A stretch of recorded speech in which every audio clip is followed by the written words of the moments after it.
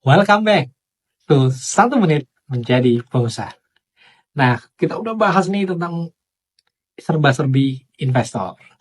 Ada pertanyaan basic lagi. Apa dan bagaimana cara mendapatkan funding atau pendanaan untuk memulai bisnis kita? Tipe-tipe funding di luar itu banyak sekali, teman-teman. Dan teman-teman boleh memilih dan memilah mana funding yang tepat yang bisa teman-teman dapatkan untuk bisnis teman-teman semuanya. Nah, tapi kita nggak bahas yang terlalu jelimet dulu gitu ya. Kita nggak bahas perbankan, funding dari perbankan di sini. Kita akan bahas dari yang paling simple, yaitu dari 3F. Family, Friends, and Fools. Ya, ini sering banyak digunakan oleh para pengusaha startup terutama. Dari 3F itulah kita bisa mendapatkan modal pertama kita. Pertama, family. Jelas, keluarga adalah orang yang paling mengerti kita. Keluarga adalah yang paling mengenal kita. Ketika mereka percaya sama kita sodorkan sesuatu ke mereka, itu bisa menjadi start awal teman-teman untuk memulai usaha. Tapi harus hati-hati, karena ini keluarga, jadi teman-teman harus benar-benar amanah. Karena kalau misalnya dana yang teman-teman kelola itu tidak berjalan sebagaimana mestinya, ini bisa merusak hubungan keluarga. Nah, perlu kejelian dan kehati-hatian di sini.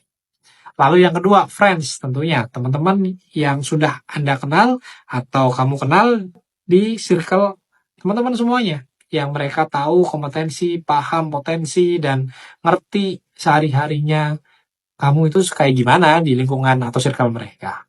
Nah, itu bisa menjadi salah satu target pendana atau investor awal. Atau fools. Orang yang tidak terlalu berpikir jauh, yang penting dananya muter gitu. Yang penting dia tertarik dengan usulan yang teman-teman miliki. Banyak orang-orang seperti itu yang punya dana melimpah tapi bingung mau gimanain. Mulailah dengan 3F itu dan dapatkan investor pertama teman-teman semuanya. Kita bahas lagi soal investasi. Prinsip pertama dalam investasi adalah aman. Secure dulu. Jangan terbuai dengan keuntungan, oke saya bisa memberikan kamu per bulan 10%, 12%, 15%. No.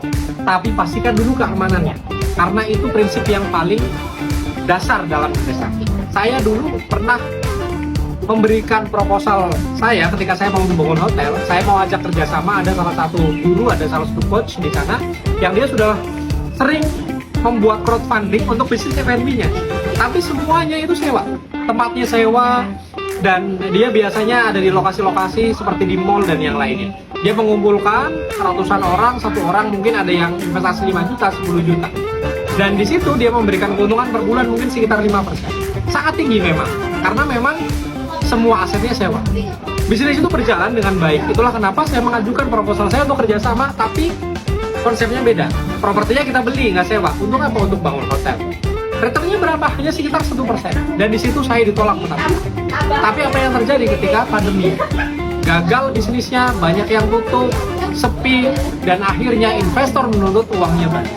Karena tidak punya aset, akhirnya dia sekarang terlilit hutang puluhan miliar.